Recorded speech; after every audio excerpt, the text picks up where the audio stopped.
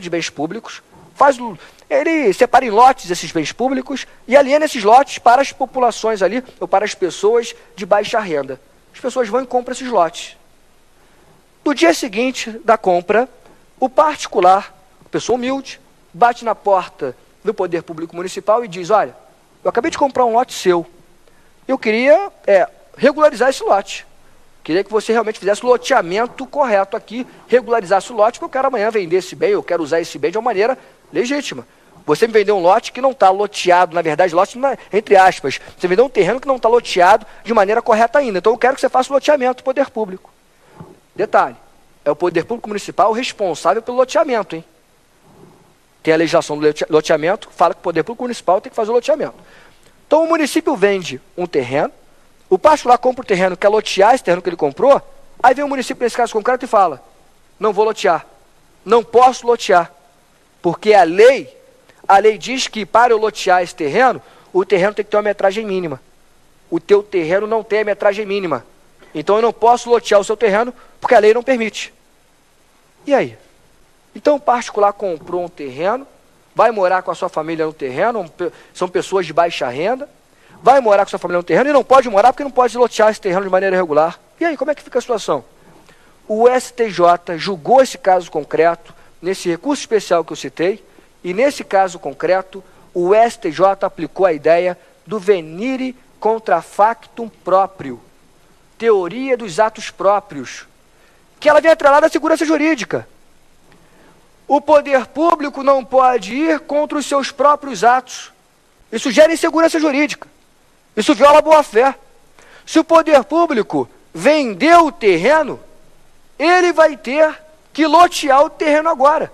Ele não pode vender o terreno, gerar expectativas legítimas naqueles particulares, e agora ele que vendeu o terreno, ele que praticou o ato, vai contra o seu próprio ato e diz: não vou lotear porque eu não posso lotear.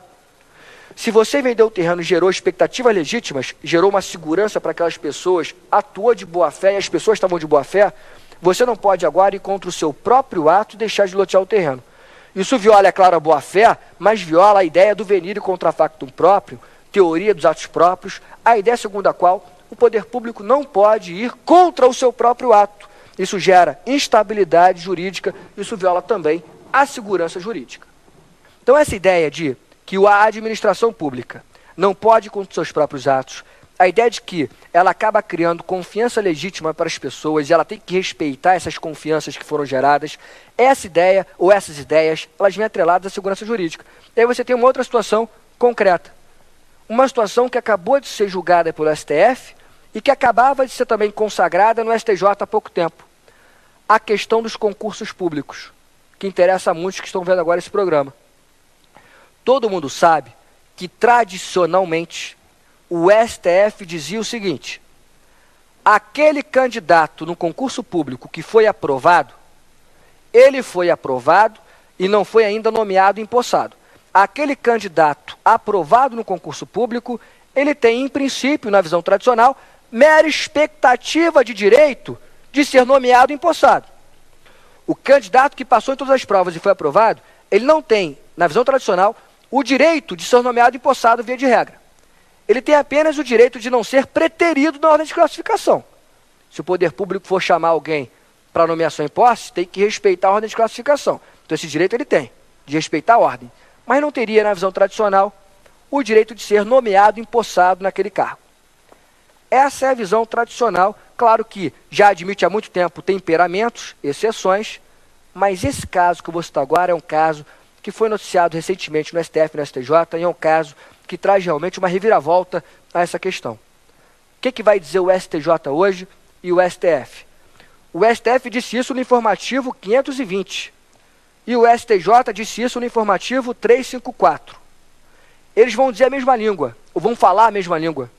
STF e STJ vão dizer o seguinte: se o candidato for aprovado dentro do número de vagas previsto no edital, ele vai ter direito à nomeação em posse. O candidato até então aprovado, ele não tinha direito à nomeação em posse. Está dizendo o STF agora e o STJ. Se esse candidato foi aprovado dentro do número de vagas que foi estabelecido e previsto no edital, esse candidato passa a ter direito à nomeação em posse. Qual é o fundamento para esse direito à nomeação em posse?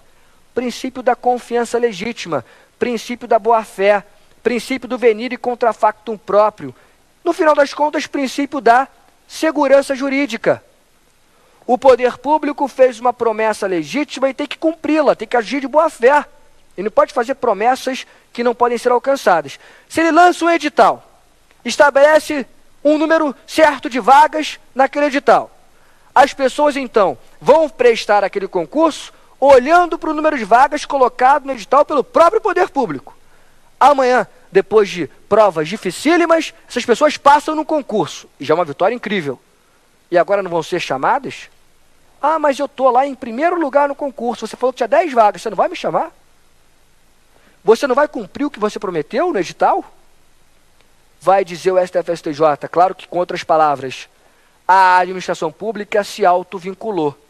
Quando ela estabeleceu o número de vagas no edital, ela criou expectativas legítimas nas pessoas, ela prometeu e tem que cumprir a sua promessa, é boa-fé, segurança jurídica. Ela tem que chamar essas pessoas que foram aprovadas dentro do número de vagas. A discricionariedade para nomear e empossar, ela só vai existir então agora, com essa interpretação, para aquelas pessoas que foram aprovadas fora do número de vagas previsto no edital. Porque aquelas que foram aprovadas dentro do número de vagas teriam direito à nomeação em posse. Entre aspas, é uma nova decisão do STF, é uma nova visão que o STF traz, por quê? Por conta, obviamente, desses princípios que vêm ganhando força, boa-fé, segurança jurídica e venire contra factum próprio. Aí alguém pode me perguntar, poxa, então agora eu estou feliz. Agora eu já sei que a minha competência vai ser prestigiada. Eu não vou ser passado para trás. Então, se eu passar no concurso, e vou estudar muito para isso, se eu passar dentro do número de vagas, o poder público vai me chamar. Então agora estou mais tranquilo, porque eu confio no meu taco. Aí eu vou dizer para vocês, não fiquem tão tranquilos. Por quê? Porque na prática, pelo menos por enquanto, não existe nenhuma regra que imponha ao poder público estabelecer o quê? O número de vagas no edital. Em tese, o poder público não tem essa obrigação de colocar o número de vagas no edital. É muito comum vocês encontrarem por aí aquele chamado, entre aspas, cadastro de reserva. E aí? Ah, não tem número de vagas, você não vai ter esse direito. Diria o seguinte, na prática é muito fácil tornar inefetiva essas decisões da STF-STJ. São decisões que avançam muito bem, a meu ver, na interpretação desses casos concretos, mas que, dependendo do que você trouxer para esses casos concretos, elas não vão ter efetividade alguma. O poder público, a partir de agora, não vai colocar mais o número de vagas no edital. E olha o problema surgindo aí de novo. Ou se traz uma nova interpretação também, exigindo do poder público o número de vagas, ou você vai ter essa possibilidade sempre aberta de inefetivar a vontade da STF-STJ, porque o poder público não vai colocar as vagas no edital. Então, o ideal seria que se colocasse as vagas no edital, que se exigisse isso do poder público. Vai ter que avançar também nessa interpretação e trazer essa obrigação, porque as normas, em regra, as normas vigentes, não pedem, em regra, essa colocação do número de vagas no edital. Outro caso concreto em que você pode trazer a discussão. Imagine uma permissão de uso de bem público. Esse caso é mais conhecido de todos, certamente. Permissão de uso de bem público. O particular quer usar com privatividade um bem público. Ele está na praia, o particular, e ele quer aquela rede de vôlei de praia para ele e seus amiguinhos jogarem vôlei de praia ali, só eles. Eles querem usar privativamente aquele bem público. Ele é um particular que quer usar a calçada em frente ao restaurante para colocar mesas e cadeiras. Só ele vai botar mesa e cadeira ali para os seus clientes. O particular pedestre vai ter que agora desviar dessas mesas e cadeiras, como acontece na prática. Ele quer usar privativamente a calçada, o bem público. E por aí vai, quer usar privativamente uma praça ou um espaço público qualquer. É ato administrativo discricionário a permissão e a autorização de uso de bem público. Agora, o que pode acontecer no caso concreto? Você sabe que a permissão de uso de bem público é ato discricionário e precário. Portanto, o particular não tem direito de permanecer naquele bem público indefinidamente. A qualquer momento ele sabe que o poder público pode chegar lá e retirá-lo do bem público e revogar aquela permissão de uso. A revogação de ato discricionário. Ele pode revogar a permissão de uso porque é um ato precário e discricionário. Não gera direitos, em princípio, para esse particular que usa o bem público. Isso é a regra geral. Agora imagine o caso concreto.